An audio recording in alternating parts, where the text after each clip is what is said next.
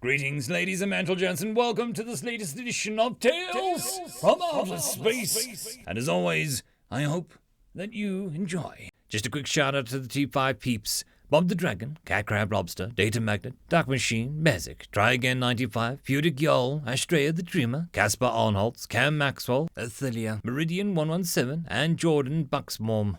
Thank you very much. Story number 1.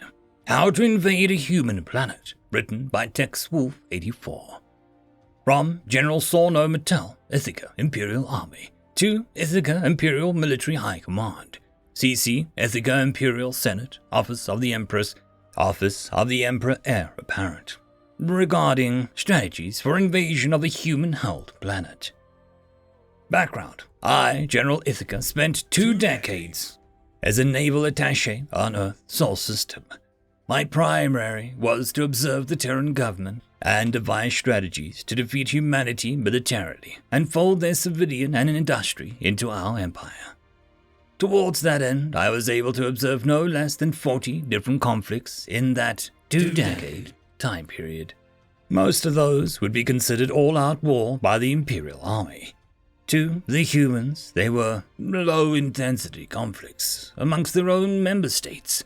Note: they are also referred to as police actions and were in direct response to human terrorist attacks. Human biology. Humans are from a high-gravity world, double that of Ithaca Prime. My entire time on Earth, I was required to wear a human invention called a Personal Gravity Unit, or a PGU. It encased me in an artificial gravity field 1/2 of the planetary standard. To invade, our entire ground force would be required to be so equipped. We do not currently have such a device in our infantry, and I find it unlikely humanity would supply them to us. This gravity means their skeletal and muscular systems are robust enough to deal with the gravity of the world. They have colonies on worlds up to 3 times their home system's gravity, relying on genetic enhancement to further increase the skeletal and muscular densities to match. Mechanical assistance is also possible. Exosuits are quite popular for tourists on these worlds. Humans are also known to consume potent toxins for recreation. Amongst the most common is ethyl alcohol. Yes, that industrial disinfectant. In large enough quantities, it can in fact kill them. The quantities it takes would be sufficient to poison entire battalions of our soldiers. What a human calls doing shots could easily wipe out a company of our most hardened warriors. Capsaicin, the bioweapon banned by no fewer than 30 galactic treaties for use in war. The humans consume it to flavor their cuisine. They do, however, refine and concentrate it for use in less than lethal sprays. You will have read that correctly.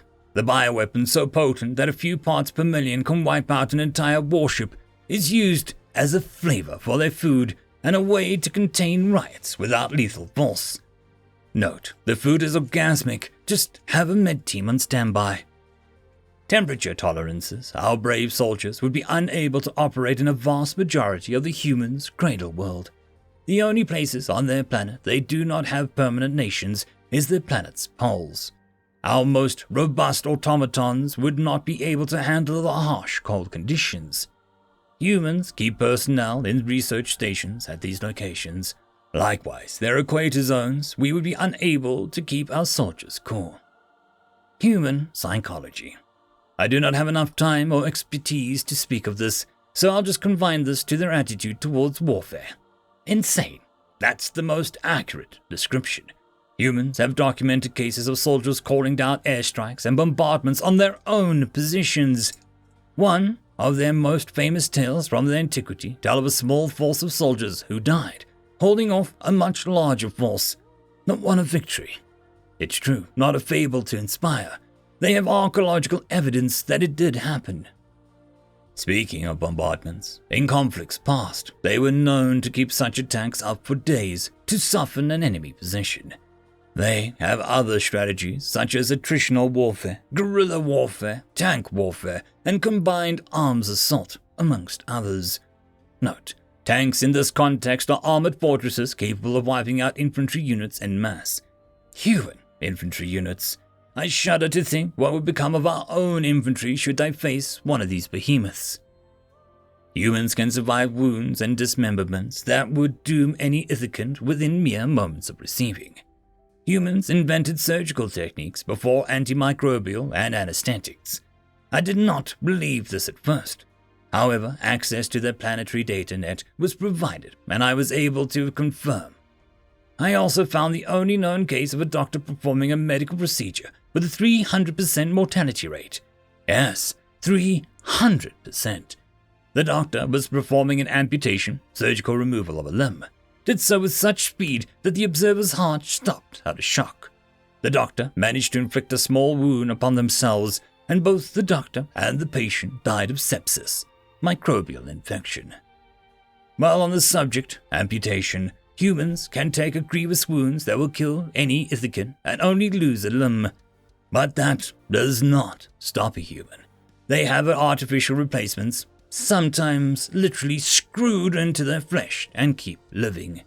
Surgeons routinely bolt their fellow humans back together with titanium screws. Yes, titanium. It's one of the few metals that can survive years inside the human body without their immune system attacking it, and ultimately poisoning themselves.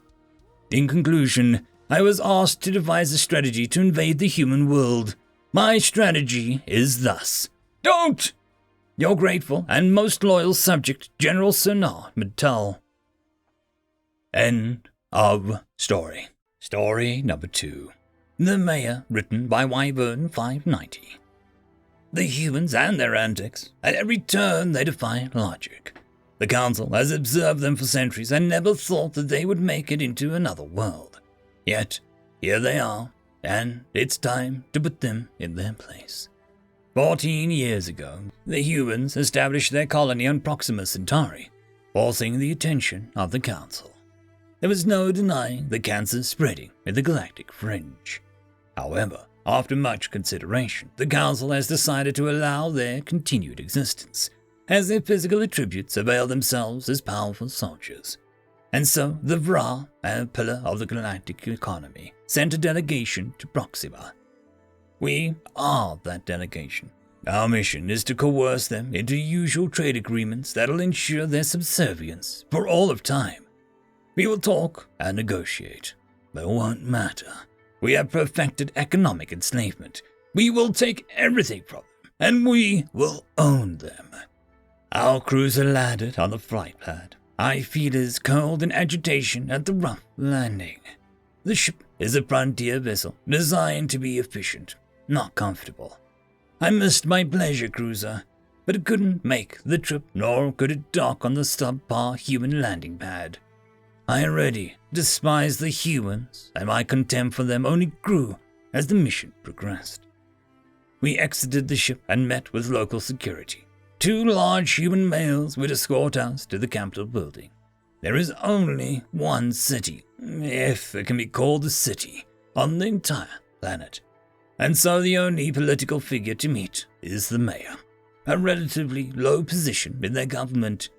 This would only make our mission easier, as they would not have the political willpower or knowledge to even think of defying us. We approached the Capitol building. Plain white painted metal, made from time, stood above the other prefabs haphazardly surrounding it. It was much larger than the others and clearly better maintained, as the mud it sat upon had yet to stay the walls. As we enter, we are greeted by the receptionist, a much smaller male wearing plain black clothing with long hair. He was pleasing to behold, and I decided to later negotiate his transfer to my own company as a personal receptionist. He would receive a pay raise, live in a new world, benefits, everything he could ever want. At least, that's what would be written in the agreement. I undulated in excitement thinking of the pleasure my new employee would give me, and continued into the waiting room. We sat on the profit seating as the security force took positions by the door. I quietly spoke with the other delegates about how best to proceed with manipulating the mayor. The others had very little knowledge about her, only knowing that she is female, and that only from the pronouns used by other humans when referring to her. However, they seemed undaunted and scarcity of information. Experience, it would seem, would be the deciding factor in this negotiation. We did not wait for long. Soon, I overheard radio chatter from the security force, and they opened the door to the mayor's office, ushering us inside. We entered a small rectangular room with glossy black floor tiles and white wall paneling. A large, dark red wood desk sat proximately at the other end of the room with a panoramic view overlooking the city behind it. Across the desk, a leather office chair faced away from us. We approached, and I spoke. "Greetings, Mayor of Proxima. As per our message, we are here to begin a negotiating trade with your colony." She did not respond. I could only hear the quiet rumblings of what I assume is a faulty air conditioning unit. Instead, the receptionist from before enters the office and approached the chair, turning it around. I recoiled at the sight of the strange furry creature sitting in the chair. It was hideous. My feelers shot straight out in surprise. I looked at the receptionist. "What is this?" "She is the mayor," he stated flatly. I bit back a retort and turned to the creature, now staring at the spot just behind me. I turned to look, and there was nothing. Looking back, it had assumed a strange stance with one of its legs over its shoulder, and was now aggressively licking itself, making a disgustingly wet noise. My feelers vibrated in revulsion. "She's a cat," he said, answering the unasked question. "An animal holding public office. How did this happen?" I asked. He shrugged. "She won the election, so she became mayor. And it was a landslide election too. The last mayor, Gregory, was the only person running for office. Everyone hated him, but nobody wanted to become the next mayor. So we all wrote in Sweet Tart, his ex-wife's cat. She's been doing a pretty good job." The entire delegation was taken aback by the story. I could smell it in the pheromones. They had no idea how to proceed from here. I too was stunned, but swiftly regained my composure while the others seemed unable to find their words. "Then I will make this simple, human. You shall mediate our negotiations. As I stated earlier, we are here to open trade with this colony. You need only sign here," I said, pointing at the signature block. He took it and read it carefully. A few minutes later, he stated, "As per Article 3, subsection A of this preface to this agreement, only a qualified public official can sign." I snatched the data slate from him, snarling angrily. He did not react. I sat the device on the desk. "Then make this thing sign it," I growled. "I'm afraid that won't be possible, as cats do not have the capability of signing anything," he responded with an infuriatingly smug look on his face. "Do not lie to me, human. If that were true, how could she run this colony?" I asked. "I don't know how she does it, but she manages," he answered. We spoke and argued for over an hour. However, we inevitably would come upon the same problem. Sweet Tart was incapable of signing the agreement. I could sense that tempers in the room were reaching a climax when she suddenly jumped onto the desk.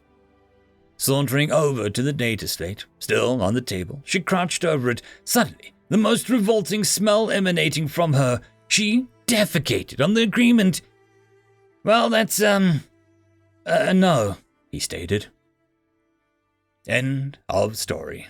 And that, my friends, concludes this video. I hope that you enjoyed. There are links down below, both to support this channel and for the author of this fiction. Anyways, I hope you all have a fantastic one, and I'll see you next time. Cheers.